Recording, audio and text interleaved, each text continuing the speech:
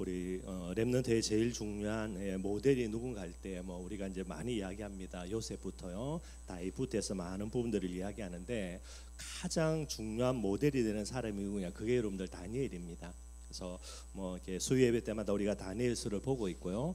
다니엘을 좀 이렇게 깊게 이제 쭉 살펴보니까 얼마나 은혜가 되는지 해서 다니엘에 대해서 조금 한번 살펴보는 그런 시간들을 좀 가지려고 합니다.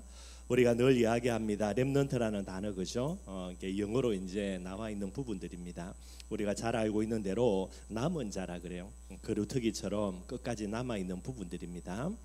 하나님의 소원을 위하여서 하나님이 친히 남겨주신 자가 그게 렘넌트입니다, 여러분들. 여러 가지 일들 속에서요, 많은 어려움들이 있겠지만은 하나님의 소원 때문에 친히 하나님이 남겨두는 자가 누구냐? 그게 렘넌트가 되게 되는 거예요. 그래서 오늘 이 시간에 우리 예배드리는 우리 모든 렘넌트들요, 하나님의 소원 때문에 나를 이 땅에 남겨두셨다. 그게 여러분들의 마음속에 늘 담겨 있어야 됩니다. 그렇게 될 때 여러분들, 그죠? 렘넌트는 또 어떤 사람이냐? 우리가 늘 이야기하는 대로 뭐 이렇게 남을 자라 그러는데 이런 의미도 있겠지만은 제가 볼 때는 흩어진 자, 이런 부분들도 조금 생각을 해보면 될 것 같아요. 여러 가지 죽음의 위기 속에서 하나님이 하나님의 소원 때문에 뭐 하는 겁니까? 살려둔 겁니다. 남겨둔 거예요. 그럼 뭐 해야 됩니까? 이 비밀을 마음속에 딱 갖고요, 하나님의 소원을 위해서 흩어졌다는 말은 하나님이 보냈다라는 겁니다. 보내심을 받은 자가 그게 누구냐? 렘넌트라고 봐야 되는 거예요. 그래서 보내심을 받은 자라는 말, 이 뜻이 이제 뭐냐면 사도라는 단어입니다. 사도라는 말은 아포스톨로스라 그럽니다. 헬라어로 그러고요, 보내심을 받은 자예요. 12사도 있죠, 여러분들. 거기에서 사도라는 단어를 쓸 때에 이제 아포스톨로스라 그럽니다. 구약의 여러분들, 진짜 하나님의 소원을 위해서 보내심을 받은 자가 누구냐? 이게 전부 다 이제 렘넌트라고 이야기하는 거예요. 그래서 보내심을 받은 현장에서 뭐 하는 겁니까? 반드시 남길 자가 되어야 됩니다. 다음 시대를 위해서 하나님의 소원을 이룰 제자를 반드시 남겨야 되는 거예요. 이게 여러분들 렘넌트라는 부분이 됩니다. 그래서 이 비밀 속에 있으면 이 사람은 어떤 사람이 되는가? 정말로 하나님의 역사의 주인공이 되는 거예요. 오늘도 참 우리 감사하게도 우리 렘넌트들 하나님께 찬양했는데요, 한 10명 정도 되는데 이 중에서 하나만 나오면 됩니다. 진짜 렘넌트 하나만 나오면요, 그냥 게임 간단하게 끝납니다, 여러분들. 하나님의 역사의 주인공 한 사람만 나온다, 모든 거 역전 다 합니다, 여러분들. 그래서 저와 여러분들이 계속해서 기도해야 되겠고요. 여기에 모델이 누구냐? 많이 있습니다. 그러나 제가 볼 때는 제일 중요한 모델 중에 하나가 그게 이제 다니엘이 되게 되는 게. 그래서 오늘 다니엘에 대해서 조금 한번 살펴보도록 하겠습니다. 먼저 다니엘의 인적 사항입니다. 다니엘이라는 이름의 뜻이 뭐냐니까 하나님은 나의 심판자라는 게. 하나님이 나를 심판하시기 때문에 나는 누구 앞에 선다? 하나님 앞에 선다라는 겁니다. 우리가 여러 가지 일이 있을 때, 그죠? 결국 우리는 뭐 앞에 섭니까? 마지막으로 최종적으로 서는 거 법 앞에 서죠. 근데 법도 내가 억울해. 그럼 여러분들, 그죠? 이제 계속해서 고등법원에 나중에는 대법원까지, 그죠? 항소하는 부분이 되지요. 그러니 가장 마지막입니다. 대법원에서, 그죠? 니 그래도 죄인 맞으라고 때려버리면요, 그걸로 게임 끝나는 겁니다. 뭐 아무리 감질러도 안 되게 되는 거죠. 그러니 다니엘의 이름요, 하나님이 내 심판자라는 거예요. 뭐 사람이 네 이걸 잘했다, 그죠? 니는 죽일 놈 남만 말해도 그거는 내하고 상관없는 겁니다. 누구 앞에? 하나님 앞에 서서 하나님이 나를 어떻게 판단하실까? 그게 전부 다른 거예요. 다니엘의 의미, 이게 여러분들 코람데오라고 볼 수가 있습니다. 우리 렘넌트들요, 반드시 뭐 해야 되냐? 하나님 앞에 서야 돼요. 뭐 목사 앞에 설 일도 없겠지만 여러분들, 그죠? 목사 앞에 서서도 안 되고 사람 앞에 서서도 안 되고요. 누구 앞에 서야 되냐? 진짜 하나님 앞에 서야 돼요. 그래서 이 코람데오라는 이 의미를 가진 이름이다, 그렇게 보시면 되고요. 다니엘은 유다 지파입니다. 그러면서 왕족 출신이에요. 다니엘의 조상을 쭉 추적해 올라가면 누굽니까? 그죠? 조상 중에 다윗이 있고요, 솔로몬 있고요. 이 왕족이라, 이게 여러분들 다니엘입니다. 그리고 이 다니엘은 신약의 최고의 묵시록이라 그러죠. 예언서입니다. 여러분들이 아는 대로 요한계시록이겠죠. 신약 최고의 예언서 묵시록이에요. 그러면 구약 최고의 묵시록이 뭐냐? 그게 다니엘서입니다. 그래서 여러분들 다니엘이 느부갓네살 왕의 꿈을 하나 해석해 주는데 이 꿈은 뭐죠? 다음 시대에 오는 거죠. 그 다음에 바벨론 무너지고요, 페르시아 제국, 헬라 제국, 로마 제국. 이게 여러분들 앞으로의 뭐 몇백 년이나 되는 이런 시대를 이제 느부갓네살의 꿈으로 꾸는데 그걸 누가 해석을 해주냐? 다니엘이 해석을 해주는 거예요. 그리고 지금도 많은 신학자들이요, 다니엘이 그렇게 보았던 환상이 있습니다. 묵시라 그러거든요. 이걸 해석을 해야 되는데 이걸 완벽하게 해석해내는 사람이 거의 잘 없을 정도로요. 어마어마한 내용들을 다니엘이 이제 묵시로 환상으로 보고 그 내용을 다니엘서에 기록을 해놓은 거예요. 그러니까 여러분들 이 성경을 기록했습니다. 그래서 다니엘을 뭐라 그러냐? 여러분들 포로 시대에 가장 뛰어난 선지자입니다. 이게 다니엘이에요. 그래서 여러분들이 아시는 대로 다니엘은 BC 605년입니다. 이때에 1차 포로로 잡혀갑니다. 나이가 몇 살인지는 몰라요. 근데 이제 바벨론에서 포로로 잡아갈 때에 나이를 어느 정도로 잡아가냐? 15세에서 한 20살 되는 요 또래의 아이들을 잡아갑니다. 그 이상 잡아가면 교육시킬 때에 머리 굳어져 가지고 교육 제대로 못 시키고요. 그 밑에 아이들은 오랫동안 많은 부분을 투자하기 때문에 돈이 많이 들어가고, 그래서 간단하게 가르쳐 가지고 써먹을 수 있는 나이 15에서 20살 정도 요 애들을 데려가요. 그리고 데려갈 때에 그죠? 멍청한 애들은 절대로 안 데려갑니다. 지위가 낮거나 가문이 안 좋은 애들은 안 데려가요. 포로로 잡아간다는 말은 바벨론에서 얘들을 뭐 하는 겁니까? 볼모로 잡는 겁니다. 그리고 걔들을 가지고 교육을 시켜가지고요, 바벨론에서 여러 가지 그렇게 이제 뭐 심부름 같은 이런 일들을 시켜 먹기 위해서 포로로 잡아가는 게. BC 605년에 1차 포로로 잡혀갈 때 약 뭐 예를 들어서 15살로 본다면요, 언제까지 살아있냐? 여러분들 BC 539년입니다. 이때에 고레스 왕이 등장해가지고 바벨론을 무너뜨리고 메데 파사 제국이라 그래요. 이게 나중에 페르시아 제국으로 합쳐지죠. 이 제국을 건설하는 게 고레스 왕이에요. 그게 539년입니다. BC 539년에 고레스 왕에 의해서 바벨론이 멸망당합니다. 15살의 포로로 잡혀갔다면요, BC 539년이면은 이 다니엘의 나이가 몇 살이냐? 나이 80세. 뭐 지금은 80세 그죠? 뭐 그렇게 많은 나이가 아니죠. 다니엘 시대에 80세다. 이거는 여러분 어마어마하게 오래 산 거예요. 보통 오래 산 게 아닙니다. 80살에도 어마어마한데요. 그 다음에 보니까 고레스가 이제 나라를 바벨론을 무너뜨리고요, 페르시아 제국을 건설하면서 그 다음입니다. BC 538년에 뭐라 하냐? 포로 귀환 칙령을 내려요.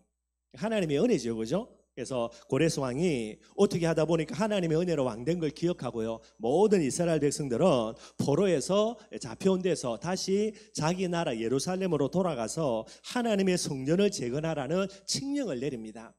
이 칙령을 받아가지고 포로에서 실제로 귀환하는 게 몇 년이냐? BC 537년이 되는 거예요. 그래서 포로에서 실제로 돌아오는 게 BC 537년입니다.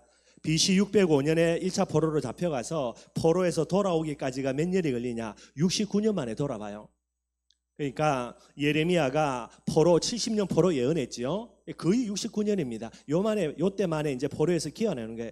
이때의 다니엘의 나이가 몇 살이냐? 84세. 그러니까 여러분 원체 고령이 돼가지고 이제는 뭐 이렇게 귀환에 올 수는 없게 됩니다. 원체 나이가 많아서 뭐 간단하게 비행기 타고 올 수 있는 거리가 아니거든요. 몇 개월을 걸어서 와야 되는 거래요. 그러니 다니엘이 원체 노구가 되어져서 나중에 포로에서 귀환하지는 못하고 결국 이제 바벨론에서 계속 머무르게 되고요. 그 다음에 BC 530년입니다. 약 한 7년 8년이 지났죠. 요때에 다니엘이 뭐를 기록하냐? 다니엘서 성경을 기록하는 거예요. 그리고 그게 이제 나이가 91세입니다. 그 다음에 이제 다니엘이 사망했다 일어나는데 언제 죽은지를 모르고요. 뭐 지금 나이는 그죠? 91세도 아주 오래 산 건데 그 시대에 91세다. 이건 여러분도 말할 수 없이 그렇게 장수한 겁니다. 그러니 다니엘을 이야기할 때 여러분들 그죠? 70년 포로 생활을 온전히 겪은 사람이 누굽니까? 그게 다니엘이에요. 1차 포로로 잡혀가서부터 포로에서 귀환하고 난 이후에 바벨론에 남아가지고 다니엘서를 기록하고 그 다음에 죽었으니까 여러분들 우연이 아니죠, 여러분들. 그러니 성경에 나와 있는 인물 중에 그죠? 70년 포로 생활을 온전히 거친 사람은 누구밖에 없냐? 물론 뭐 이름이 안 기록돼서 다른 사람이 있을지 모르겠지만은 딱 한 사람은 그게 다니엘이에요. 이 정도로 여러분들 다니엘은 아주 특별한 그런 하나님의 계획이 있는 사람이 됩니다. 다니엘의 주요 생애를 조금 한번 살펴보면요, 아까 말했던 1차 포로로 잡혀갑니다. 그리고 3년 동안 바벨론 왕궁에서 교육을 받지요. 이때 일어난 일입니다. 우상 숭배하는 음식 거부해 가지고요, 그죠? 근데 하나님의 은혜로 어마어마한 지혜를 공급받고요. 그 다음에 이제 3년 교육받고 난 이후에 바벨론에서 아주 높은 지위에 다니엘이 올라갑니다. 그 다음에 여러분들 우리가 잘 알고 있는 대로 느부갓네살 왕이 2번의 꿈을 꾸는데 이 꿈을 다 해석해 주는 거예요. 하나는 미래의 앞으로 올 시대를 예언하는 그런 꿈입니다. 큰 금신상 꿈을 꾸고요. 두 번째는 느부갓네살이 이상한 꿈을 꾸는데 이걸 다니엘이 해석해 줍니다. 그 내용이 뭐냐 하니까 이번 주 수요일 이야기했던 대로요, 7년 지나가 조금 있다가 완전 정신병 걸려가지고요, 짐승처럼 돌아다니는 거, 그 다음에 이게 7년이 지나서 다시 왕으로 복귀하는 거, 요 꿈을 꾸는데 이걸 아무도 해석을 못하는데 이 다니엘이 그 꿈을 해석해 주게 됩니다. 그 다음에 많은 시간이 지나지요. 바벨론 왕국의 제일 마지막 왕이 됩니다. 이게 이제 벨살살이라는 왕이 있는데요. 벨살살 왕이 술 먹고 막 지 마음대로 놀다가 갑자기요, 어마어마한 손이 나타나가지고 벽에다가 이상한 글씨를 쓰는 거예요. 얼마나 충격이 되든지 얘가 완전 쇼크 먹어가지고 벌벌 떨고 난리 납니다. 이 꿈을 이걸 이제 글자를 해석하라 그러니까 아무도 해석 못하죠. 다니엘이 와가지고 해석을 해주게 되는 거예요. 뭐 이런 일도 일어나고요. 그 다음에 이제 또 다른 나라가 등장하는 부분이 됩니다. 그게 이제 하여튼 페르시아 제국 가면 그게 될 건데요. 여기에 다리오 왕에 의해서 이제 총리로 임명이 되게 되는 거예요. 다음에 여러분들 쭉 말씀 볼 때에 제가 이렇게 바벨론에서 다니엘의 섬겼던 왕들, 그 다음에 페르시아 제국에서 다니엘의 섬겼던 왕들을 조금 말씀을 드리겠습니다. 요거 정리 안 해놓으면은 다니엘서 볼 때 또 헷갈립니다, 여러분들. 이 다리오가 누구며 저 다리오가 누군지 또 뭐 아닥사스다부터 헷갈리니까요. 그거는 다음에 한번 제가 정리를 해드리겠습니다. 다리오 왕에 의해서 총리가 임명되고요. 얼마 있지 않아 가지고 사자굴 사건이 일어나죠, 그죠? 기록할 거 없으면 그렇게 여러분 참고로 그냥 들어놓으시면 됩니다. 그 다음에 이제 시간이 또 지나가지고 다니엘이 4가지 어마어마한 묵시를 봅니다.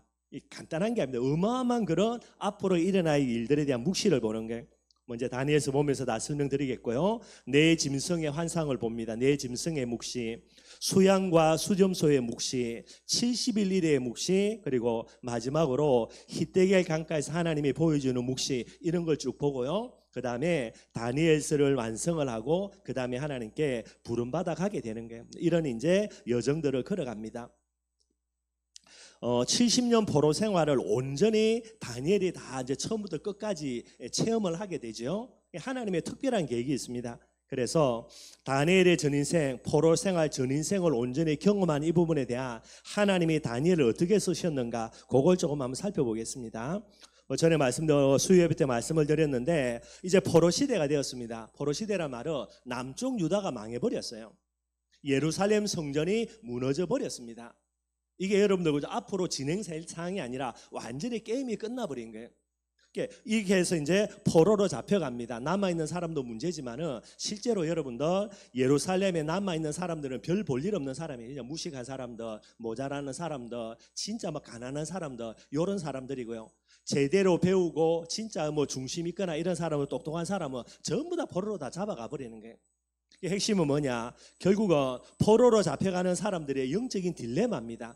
이제 3가지 부분의 딜레마가 오죠. 첫 번째는 뭐냐면 하나님에 대한 범죄함으로 저주를 받아서 나라가 망했으니까 우리가 선민의 지위조차도 영원히 잃어버리지 않았는가라는 게, 이스라엘 민족은 선민입니다. 그 선민이라는 부분에 대해서 많은 것들을 갖고 있는 거죠. 근데 예루살렘 성전이 무너지고요, 나라가 망해버리니까 이 선민의 지체를 우리가 영원히 상실해버리지 않았냐, 이런 영적인 딜레마가 오는 거예요.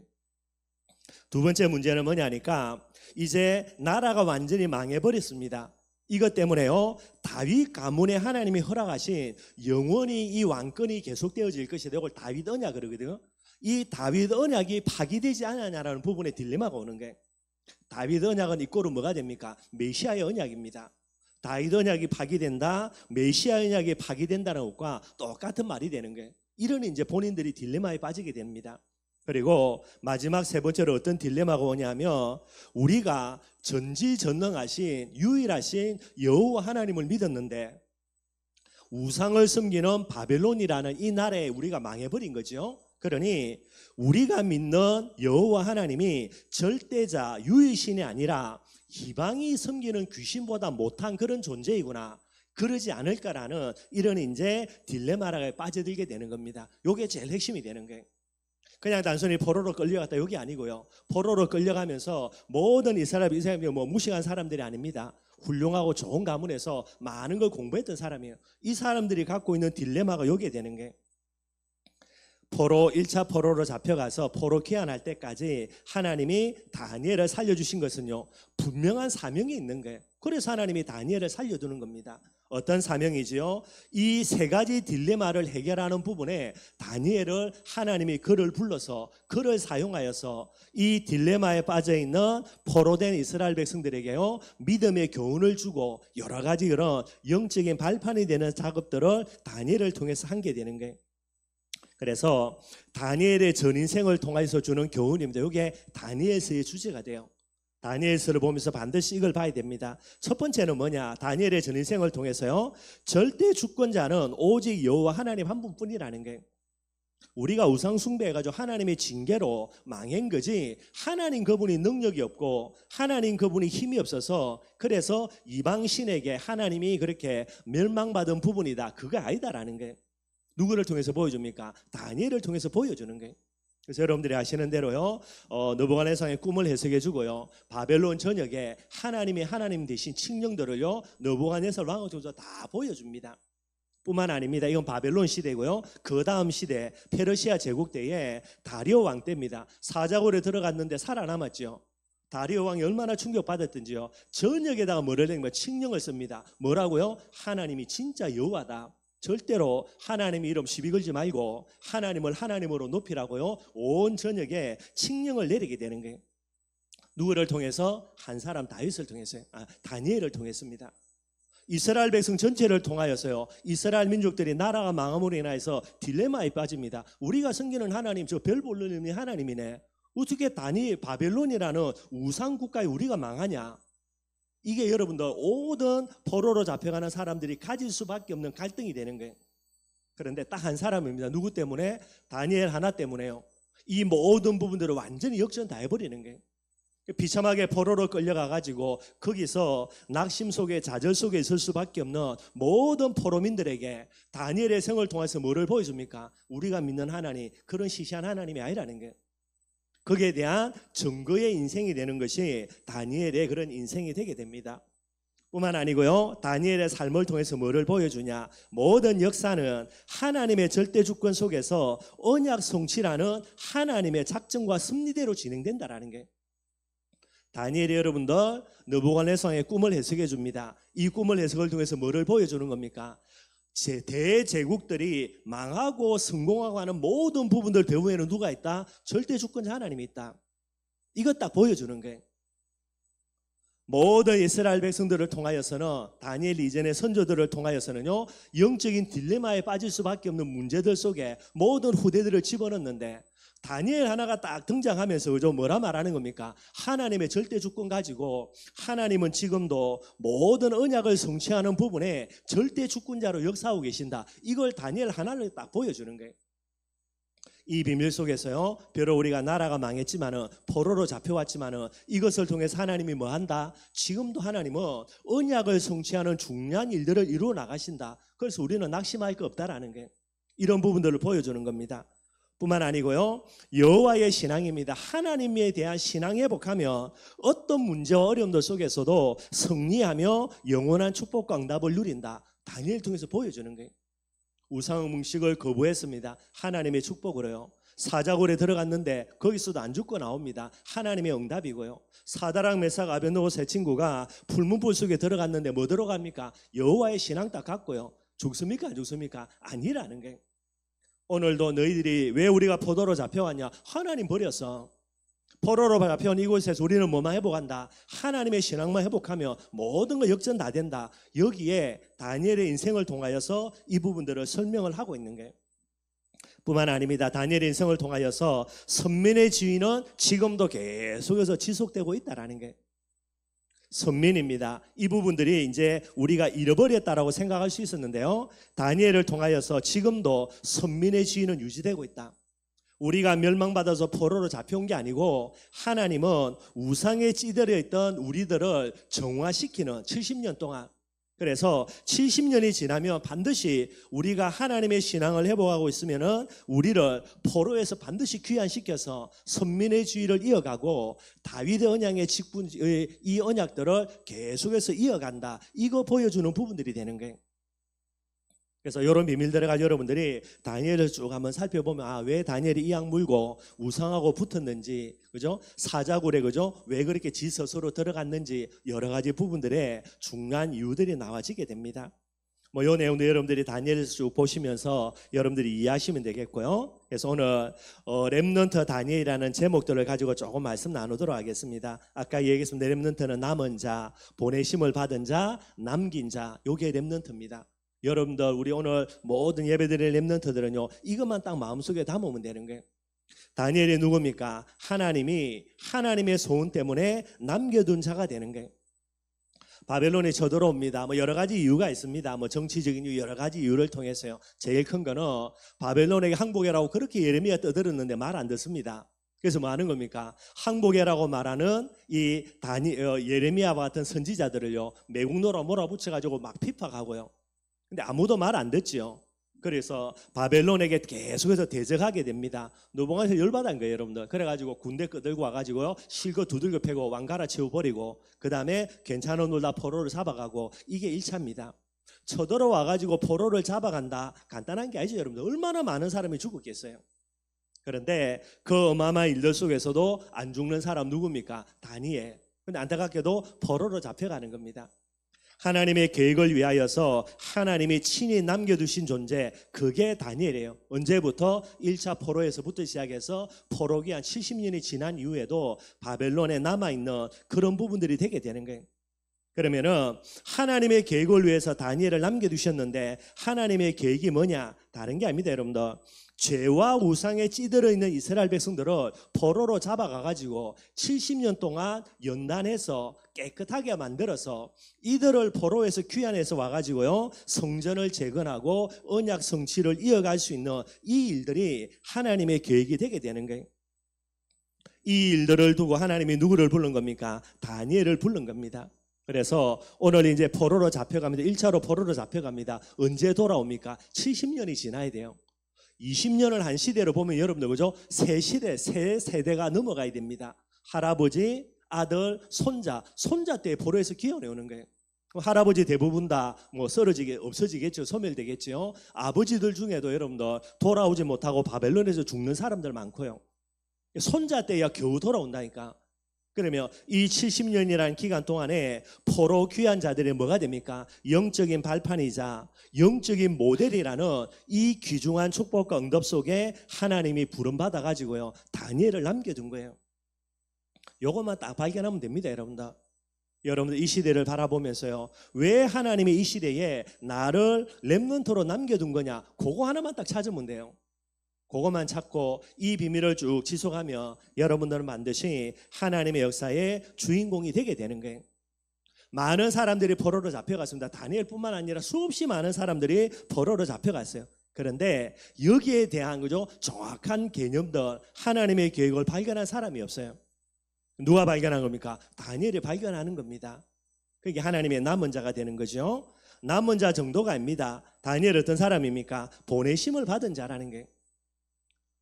육신의 눈으로 볼 때는 포로로 잡혀가는 겁니다. 비참하죠, 여러분들. 아마 부모 형제 다 죽었을 거고요. 다니엘이 정말로 여러분들 이렇게 쇠사자 같은 데 묶여가지고요, 비참하게 질질 끌려갑니다. 하루 이틀이 아니고요, 한 달 이상 걸리는 거예요. 비참하게 포로로 잡혀가는 것처럼 보여도 하나님 편에서 볼 때는 뭡니까? 포로로 잡혀가는 게 아니고요, 사도입니다. 보내심을 받은 자로요, 선지자로요, 하나님이 선교사로 바벨론에 보내게 되는 거예요. 이걸 다니엘 마음속에 딱 붙들게 되는 거예요. 포로로 잡혀가는 것이 아니라 하나님 앞에 파송받아가는 겁니다, 여러분들. 여러분들이 현장에 뭐 하는 겁니까? 나는 하나님의 소원을 위해서 파송받아가는 자라는 이 중심 딱 가져야 돼요. 비참하게 끌려가는 거 아니라니까요. 보내심을 받은 다니엘이 포로로 끌려가면서요, 하나님의 보내심을 받는 과정 속에서 마음속에 두 가지 한을 딱 회복합니다. 여러분들이 주의 종으로요, 사도로 보내심을 받은 자로 되기 위해서는 반드시 뭐 해야 되냐? 복음의 한을 딱 가져야 되는 거예요. 다니엘이 가진 두 가지 복음의 한, 첫째는 뭡니까? 우상의 한이에요. 아무리 그래도요, 다니엘이 멍청한 애는 아니니까 왜 우리나라가 망했지 쭉 돌아보니까 하나밖에 없어요. 언약 버리고 우상 숭배한 것밖에 없거든. 이것 때문에 우리가 망하고 나는 포로로 잡혀간다. 뭐 하는 겁니까? 바벨론에 가서 내가 우상과 싸우겠다라는 거예요. 이게 다니엘 속에 있는 한입니다. 그런데 가보니까 어떻게 됩니까? 가자마자요, 자기 이름 빼앗아가 버려요. 다니엘이라는 이름이지요, 하나님이 나의 심판자라는 이름이에요. 어떤 문제와 사건이 있어도 나는 하나님 앞에 서겠다, 코람데오 하겠다는데 이 이름을 빼앗아가 버립니다. 그리고 다니엘에게 주어지는 이름이 뭡니까? 벨드사살이라. 벨드사살은요, 벨이라는 거는 이제 바벨론에 섬기는 큰 신 중에 하나입니다. 그래서 벨드사살은요, 벨이여 나의 생명을 보존하소서. 하나님이 나의 심판자가 뭐가 됩니까? 벨이라는 우상이 나의 생명을 지켜주고 보존해준다, 이 이름이 되는 거예요. 이름이 불릴 때마다 하나님 앞에 서는 부분들이 이름의 뜻인데, 바벨론에 끌려가자마자 이름 빼앗겨버리고요, 맨날 우상이라는 부분들을 높일 수밖에 없는 그런 이름으로 딱 역전이 되는 거예요. 바벨론에 가고 늘 벨드사살로 불립니다. 우상의 한이 있는데요, 거기다가 이 우상의 한을 절대로 잊지 말도록 하나님이 아예 그냥 대못을 딱 박아버립니다. 이런 벨드사살 절대로 우연 아닙니다. 여러분들, 이 비밀을 가지고요, 바벨론에서 죽을 때까지 벨드사살로 불리니 뭐가요? 마음속에 절대로 우상에 대한 한이 안 없어지게 되는 거예요. 뿐만 아닙니다. 뭐 조금 적용한 부분이지만은요, 다니엘의 사자굴 사건 잘 알죠? 뭐 가지고 옵니까? 기도하지 마라. 기도 안 하면 살려줄게. 근데 다니엘이 이 왕의 조서에 의인이 찍힌 줄도 알고 기도합니다. 뭐 가지고 있습니까? 기도의 한을 갖고 있는 거예요. 다니엘의 기도는 뭐죠? 여러분들, 예루살렘 성전을 향하여서 언약 잡고요, 지금도 바벨론에서 정화의 과정을 거쳐가는 많은 남아있는 포로 귀환 자들, 앞으로 포로 귀환할 사람들, 이 사람을 두고 다니엘이 끊임없이 기도하는 게, 그게 본인의 사명이니까 나의 삶을 통하여서 이 포로에 잡혀온 이 포로민들이 내 삶을 바라보면서 언약과 믿음을 지켜나가면서 언젠가는 하나님이 포로에서 귀환할 그날에 이들이 돌아가야 되는 거예요. 거기에 나는 발판이 되는 자로 부름받은 겁니다. 그래서 다니엘의 마음속에 딱 중심을 담고요, 뭐를 포기 안 합니까? 이들을 두고 기도하는 거 포기 안 하는 거예요. 이걸 알고 기도라는 배경 속에 있는 다니엘을 죽이려고요, 결국은 이제 사단이 발악하는 부분들이 되는 거죠. 그리고 이 우상과 기도의 한을 가지고 어떻게 하는 겁니까? 끝까지 죽을 때까지 이 사명 감당하는 거예요. 보내심을 받은 자의 사명 끝까지 감당하게 됩니다. 뭐 우상 숭배 거부하고요, 그죠? 꿈도 해석해 주는 부분들, 그 속에서 하나님의 영광 나타내고, 나중에는 사자굴 사건까지 계속했어요. 죽을 때까지. 저와 여러분들, 특별히 우리 렘넌트들요, 단순한 여러분들의 나이대에 나의 평생에 죽을 때까지 지속해야 될 사명이 무엇인가, 그것만 딱 찾아내면 돼요. 그거 가지고 마음은 됩니까? 언약의 여정 가면 됩니다. 빨리 갈 것도 없고요, 그죠? 열심히 갈 것도 없고요, 그냥 가기만 가면 돼요. 여러분들, 가다가 피곤하면, 그죠? 조금 멍청하게, 그죠? 자다가, 그죠? 정신 잡아 또 가면 되고, 100m 달리기 하는 거 아니니까 여러분들. 조금 해롱해롱거린다, 해롱해롱거리다 또 정신 찾아 또 가면 돼. 그냥 포기만 안 하면 돼요. 여러분들, 지속만 하면 되는 게, 이게 여러분들 다니엘의 모습입니다. 보내심을 받은 자고요, 뿐만 아니죠, 다니엘은 어떤 사람입니까? 진짜 제자 남긴 사람이에요. 다니엘의 여호와 하나님을 향한 신앙과 하나님의 역사, 여러분들 계속 되어집니다. 포로로 잡혀가자 말자, 그죠? 이제 왕궁에서 교육받을 때에 느부갓네살의 꿈을 해석해 주고요, 새 친구까지 거들어서, 그죠? 풀무불에서 기적과 응답을 누리고요, 나중입니다, 사자굴에서도 빠져나오고요. 이게 전부 다 뭐가 됩니까? 바벨론 전체 전부 다 소문 다 나는 거예요. 이 소문이 누구에게 위로가 됩니까? 포로민들입니다. 포로된 이스라엘 백성들에게 믿음에 계속해서 발판이 되는 그런 응답을 누려나가는 거예요. 빨리 죽으면 되는데 여러분들, 그것도 아닙니다. 끝까지 살아남습니다. 포로로 잡혀가는 원년부터 포로에서 돌아오는 그 오랜 시간 동안에 끊임없는 다니엘의 삶을 통한 그죠? 포로민들에게 믿음의 모델이 되는 중요한 역할들을 계속해서 감당하는 거예요. 여러분들 이게 하루 이틀이 아니거든요. 이게 여러분들 70년입니다. 일제시대 우리나라 몇 년이죠, 여러분들? 그죠? 뭐 50년 안 되잖아요. 그죠? 뭐 40년 아마 뭐 그 정도, 요 정도 조금 넘는 기간인데, 그런데도 여러분들, 그죠? 우리나라가 얼마나 어려움 당했어요. 근데 그거, 그죠? 훨씬 더 오랜 기간이면 70년이에요. 우리나라는 우리나라라고 하지, 이 사람은 다 포로로 잡혀가지고 이역만리 다른 나라에서 사는 거예요. 여기에서 여러분들, 그죠? 말을 지켜나가고요. 그 다음에 하나님에 대한 신앙을 지켜나간다. 이게 얼마나 어려운 건데요. 누구를 통해서? 다니엘 한 사람을 통해서요. 전부 다는 아닙니다. 많은 사람들이 믿음 빼앗겨버리고요. 바벨론에서 동화되어져 갑니다. 현상의 그 속에서 동화되어져 가서 전부 다 복음 잃어버리고요. 사명 잃어버립니다. 그런데 소수들인데요. 누구 때문에? 바벨론에서 다니엘 받은 응답 때문에요. 믿음들을 계속해서 지켜나가는 거예요. 아버지가 지켜나가고 아들에게 넘겨주고요. 이 아들도 지켜나가고 손자들에게 넘겨주고. 절대로 간단한 거 아닙니다, 여러분들. 70년 동안 계속해서 언약을 지속하는 미래에 결국은 돌아올 포로귀한 자들이 있거든요. 그들에게 이 부분들의 발판이 되게 되는 거예요.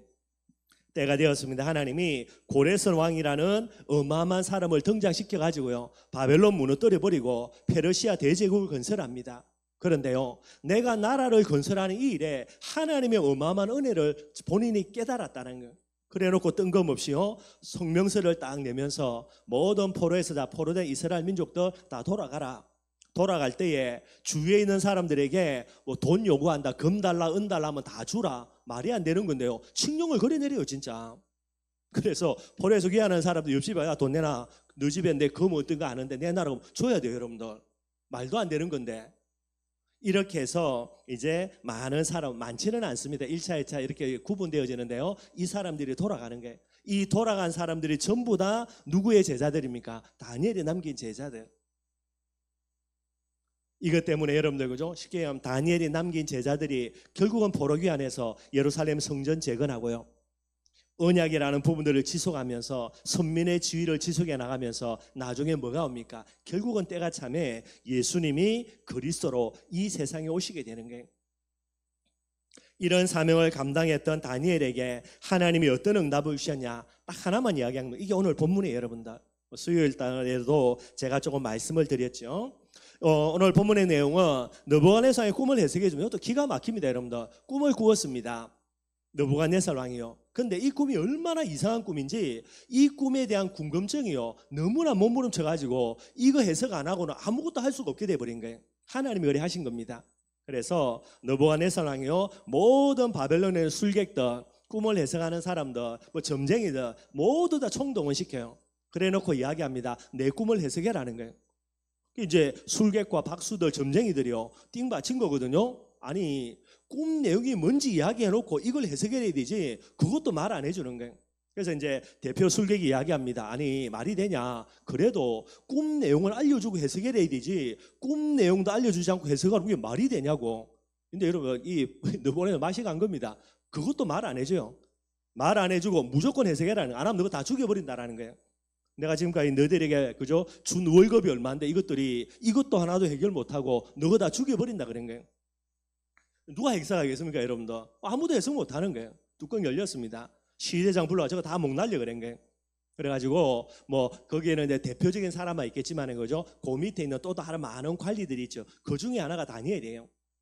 그래서 이제 윗대가리는 제일 마지막에 남겨두고 밑에서 다 목 날려 오겠죠. 이제 군인들이 다니엘 잡아서 죽이려고 온 거예요. 왜 그러냐? 이렇다. 잠깐만 시간 주라. 여러분들, 이렇게 다니엘이 그 3년 공부하는 동안에 느부갓네살 왕 앞에서 했던 것 때문에 안면을 알고 있거든요. 다니엘이 누군지 알아요, 느부갓네살 왕이. 그래서 그 내용도 그 당시 사람도 알고 있고. 그래서 시위대장 보고 왕에게 찾아가서 내가 한 며칠만 시간을 주면 내가 반드시 해석해 줄게, 조금만 시간을 달라고 부탁을 합니다. 그래서 이제 시위대장이 느부갓네살 가가지고요, 다니엘 알지요? 그러니까 알지. 그 다니엘이 조금만 시간 주면 당연히 왕의 꿈을 해석해 주겠다고. 알겠다고 시간을 준 거예요. 나중에 다니엘이 왕 찾아갑니다. 어떤 꿈을 꾼지 정확하게 이야기해 주고요, 그 꿈에 대한 해석도 정확하게 하게 되는 거예요. 그 다음에 이제 이 다니엘에 대한 이 느부갓네살의 반응들이 오늘 본문에 나오는 거예요. 46절에 뭐라 그랬습니까, 여러분들? 느부갓네살 왕이 다니엘을 딱 찾아가 가지고요, 다니엘 앞에 어떠합니까? 완전 절합니다, 여러분들. 한 나라의 대제국입니다. 여러분들 느부갓네살 우습게 여기는데요, 우습게 여길 게 아니고요, 느부갓네살 왕은 바벨로니아라는 대제국을 건설한 어마어마한 시대적인 영웅입니다. 알렉산더 우리가 이야기하고요, 징기스칸 이야기하죠. 어마어마한 제국을, 대제국을 건설한 사람들이니까요. 그 사람들과 똑같은 수준에서 이게 여러분들 바벨론을 건설했던 느부갓네살 왕이에요. 대제국을 느부갓네살 왕이 건설합니다. 저도 잘은 모르지만은요, 공중정원이라고 해요. 뭔지를 잘 모르겠습니다. 공중의 정원을 만들었단 말이에요. 뭔지를 모르겠는데 하여튼 그게 있대요. 이게 얼마나 어마어마하냐. 지금도 이게 기가 막힐 정도의 그런 작품입니다. 이게 한번 인터넷 한번 찾아보고, 저는 찾아보지는 않았는데요, 그걸 누가 만들었냐? 느부갓네살 만든 게 기가 막힌 거를요. 이런 어마어마한 인물입니다. 완전 어마어마한 영웅이에요. 이 영웅이 누구 앞에요? 젊은 청년이겠죠. 이 다니엘 앞에 어마어마한 대제국의 그죠, 이 왕이라는 신분을 벗어던지고요, 그 다니엘 앞에 절을 하는 거예요, 여러분들. 이게 오늘 일어난 본문입니다. 이방인으로서 포로 아닙니까, 그죠? 포로되온 그죠? 자기 신하입니다. 대단한 신하도 아니라니까, 여러분들. 그 다니엘에게 무릎을 꿇고요, 완전한 절을 하는 것이 오늘 본문에 나오는 내용이 되는 거예요. 여러분들, 느부갓네살 왕의 절을 받는 사람 한 사람도 없습니다. 받을 이유도 없고, 느부갓네살 뭐 때문에 절합니까, 여러분들? 본인이 대제국을 건설한 왕인데 어느 정도로 교만했냐? 내가 하나님이다 그래가지고 느부 신상을 만들어 놓고요, 모든 사람들 다 절하라 그랬는데, 이 느부갓네살 왕이 누구에게 절합니까? 다니엘에게 절한다니까요. 여러분들, 하나님의 역사의 주인공이라 그랬습니다. 대제국을 건설한 왕인데, 그죠? 나이도 많지 않은요, 그래도 포로로 잡혀온 자기 식민지에서, 그런데 이 다니엘에게 뭐 한다고요? 엎드려 절하는 게, 다니엘에게 절한 부분이 아니겠죠, 그죠? 다니엘에게 지혜를 주셔서 본인의 꿈을 해석한 하나님 앞에 절하는 게 되겠지만, 이 절을 하게 되는 거예요. 누가 주인공입니까? 육신적으로 볼 때는 느부갓네살 왕, 그죠? 전 세계에 전례 없는 대제국을 건설했으니까요. 그런데 실상은 누가 주인공입니까? 다니엘이 주인공이에요. 다니엘을 위해서 느부갓네살 왕 꿈꾸게 만들었고요, 이게 뚜껑 열리게 만들어 가지고 꿈 내용도 알려주지 않고 무조건 해석하라고 감지르고요, 꿈을 알려주면 그죠, 엉터리로 해석할 사람 나올 수도 있으니까 하나님이 다 막아버립니다. 결국은 느부갓네살 왕은 다니엘을 위한 들러리밖에 안 돼요, 여러분들. 오늘 이 시대에 이 축복을 하나님이 여러분들 놓고 준비해 놓다니까요. 우리 렘넌트들 꼭 이 중심 딱 회복하기를 바랍니다. 47절에는요, 하나님을 찬양합니다. 그래서 모든 바벨론 전역에 이 하나님에 대한 찬양의 내용들을 널리 알리는 거 요게 나오고요. 그 다음에 48절에 이제 어마어마한 선물을 준비해서 다니엘 주고요, 다니엘을 총리로 삼아가지고 온 나라를 다스리게 만듭니다. 그리고 지혜자의 어른 그랬죠. 모든 박수, 술객, 점쟁이들, 요 모든 사람의 가장 우두머리로 젊은 다니엘을 딱 앉히는 거예요. 그 정도가 아닙니다. 49절에요, 다니엘이 이야기합니다. 내 새 친구 있는데 얘들도 좀 왕이 좋은 좀 자리 좀 달라라고요, 그렇게 이제 이야기를 합니다. 그 말을 듣고 느부갓네살 왕이 사드락 메삭 아벳느고 불러가지고요, 아주 귀한 자리에 이 세 사람을 중용하는 그런 일들도 나오는 거예요.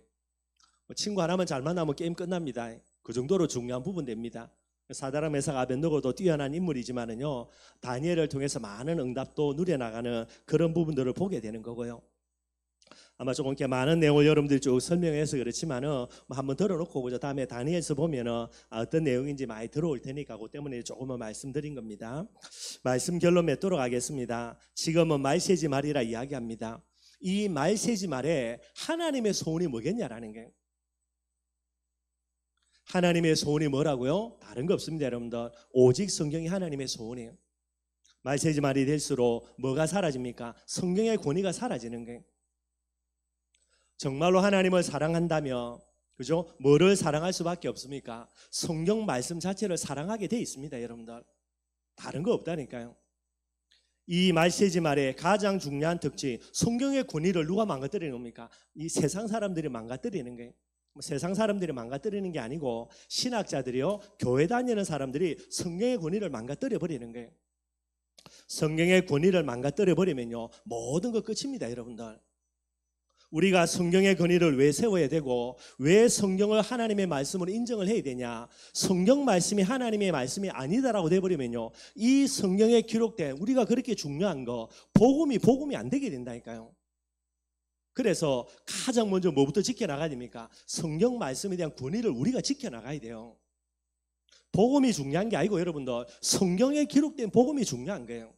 이 부분들을 사단이 망가뜨려 나가면서 성경 말씀에 하나님의 말씀도 있다. 그 말은요, 성경 말씀에는 하나님의 말씀 아닌 것도 있다 그래 되지요. 그래 되면 그 다음에 뭐가 문제가 옵니까? 성경에 우리에게 허락하신 유일한 구원의 비밀 예수 그리스도 오직 예수가 이게 이제 무너져 버리게 되는 거예요. 저와 여러분들, 이 시대에 하나님의 간절한 소원이 뭐라고요? 오직 성경입니다. 여기에 저와 여러분들을 하나님이 하나님의 소원을 이루는 이 일에 우리를 남은 자로 불렀다니까요. 아마 여러분들 보자, 아마 우리 렘넌트 중에도 왜 목사님이 맨날 오직 성경 이야기하냐, 그냥 같이 가면 되는 거지, 그리스도 말하는 거니까, 또 전략이기 때문에 그냥 그대로 넘어가면 되지, 굳이 그죠? 욕도로 먹으면서 또 그렇게 나가냐, 또 교회에 문제 일어날 수밖에 없는데, 모르겠습니다 여러분들. 그러나 제 마음속에는요, 뭐가 있냐, 진짜 오직 성경이 저는 맞다라고 봐요. 누가 뭐라 그래도 성경에 없는 걸 이야기하면 안 되는 거지. 우리의 마음속에, 모르겠습니다, 제 마음속에는 그래. 제 마음속에는 제가 어릴 때부터 늘 성경 보면서 제가 가난해서 책도 없었고요, 늘 이거 보면서요 하나님의 은혜 받아왔고 여러 가지를 해왔는데, 하나님을 사랑하는 중심이 있다면 성령 사랑하는 중심 반드시 있어야 됩니다. 그게 없다면 안 되는 거예요. 이 말세지 말에 사단이요 뭐 한다고요? 성경 말씀의 권위를 계속해서 무너뜨려 나가요. 성경의 권위만 무너져 버리면 게임 다 끝입니다 여러분들. 모든 게 끝나버려요. 그래서 뭐 해야 됩니까? 성경의 권위. 모든 사람들은 성경 말씀 속에 하나님의 말씀도 있다라고 이야기해도 우리는, 남은 자인 우리는 성경 말씀은 유일한 하나님의 말씀이자 완전 무결한 하나님의 말씀이다. 더할 것도 없고 뺄 것도 없고 이대로 완벽하다라는 거예요. 오직 성경, 이게 우리의 중심에 담겨 있어야 돼요. 다니엘이 왜 하늘 봄습니까? 시대를 보니 뻔히 보이는 거죠. 그걸 내 마음에 하늘로 담은 거예요. 그거 갖고 간 겁니다. 포로로 잡혀간 건데 그거 갖고 갔더니 포로로 잡힌 게 아니고 뭐 하는 겁니까? 선교사로 파송받아 가는 거예요. 그 다음에 우리가 분명히 붙들어야 될 게 뭐죠? 오직 예수라. 지금도 많은 사람들이 성경의 핵심입니다. 오직 예수잖아요. 이걸 계속해서 약하게 만들어요. 대강 예수 만들다가 그죠? 여러 가지 부분들로요. 분명한 겁니다. 저와 여러분들 부르신 하나님의 소원, 이 현장에 뭐에 정인돼야 되죠? 오직 예수. 저와 여러분들이 한 사람은 남더라도 내 하나 때문에 하나님의 소원입니다. 예수는 그리스도인데 오직이라는 부분들이 우리 한 사람을 통하여서 현장에 회복이 돼야 되는 거예요. 그거 하러 우리를 불렀다니까요. 뿐만 아닙니다. 오직 믿음 두말할 필요가 없겠죠. 어떻게 믿음으로 구원받냐? 아닙니다. 믿음으로만 구원받아요. 지금 이 말세지 말에 많은 사람들의 이야기입니다. 그래도 그렇지, 착하게 바르게 열심히 살아야 되지. 물론 맞고 여러분들, 그게 틀리다고 말한 게 아닙니다. 착하게 살지 않더라도, 바르게 살지 않더라도, 그러나 무엇으로 살아야 된다고? 우리는 믿음으로 살아야 돼요. 오직 예수에 저와 여러분들 하늘 딱 가져야 됩니다. 그게 하나님이 지금 말세지 말에 하나님이 소원하는 게, 오직 성령, 그 다음에 뭐 해야 됩니까? 오직 증인 되는 거예요. 이게 저 여러분의 마음속에 이 시대에 하나님이 나를 부르신 이유입니다. 다른 거 없어요 여러분들. 이 하나님의 간절한 소원을 내 마음속에 무엇으로 담아야 됩니까? 한으로 담아야 돼요. 오직 성경 아닌 다른 내용 필요 없습니다 여러분들. 그리고 성경에 많은 내용이 있겠지만은요, 제일 핵심으로 붙드는 내용 오직 예수, 이걸 우리의 마음속에 한으로 딱 붙들어야 됩니다. 한이 없으니까 타협하고요, 한이 없으니까 뭐 하는 겁니까? 포기하고요, 한이 없으니까 결국은 대강 가는 거예요. 우리 오늘 이 자리에 예배드리는 우리 모든 렘넌트들요, 여기에 한을 딱 가져야 돼요. 오직 성경의 한을 가지고, 오직 예수의 한을 가지고, 오직 믿음과 성령 정인의 한을 가지고요, 하나님이 나를 이 세상에 무엇 때문에 남겨놨냐, 이것 때문에 그 뭐 하면 됩니까? 나는 오직의 길들을 걸어가면 돼요. 빨리 갈 것도 없고 열심히 갈 것도 없고 가기만 가면 되는 겁니다 여러분들. 그러면은 뭐 한다고요? 그 사람을 통하여서 하나님의 역사의 주인공으로 삼아요. 비록 내가 모자라서 포로된다 하더라도, 비록 내가 모자라서 연약해서 진짜 제대로 되는 그런 여러 가지 축복을 못 받는다 하더라도요, 하나님이 나를 주인공으로 다 세워버리는 거예요. 느부갓네살 왕을 들러리로 만들어서 바벨론의 들러리 역할을 하게 됩니다. 여러분들, 다니엘서 읽어보면 한두 개가 아니라니까. 여러분들, 이 축복과 응답도 여러분들이 꼭 누리기를 주님의 이름으로 축원드리겠습니다. 이게 렘넌트의 중요한 비밀이에요.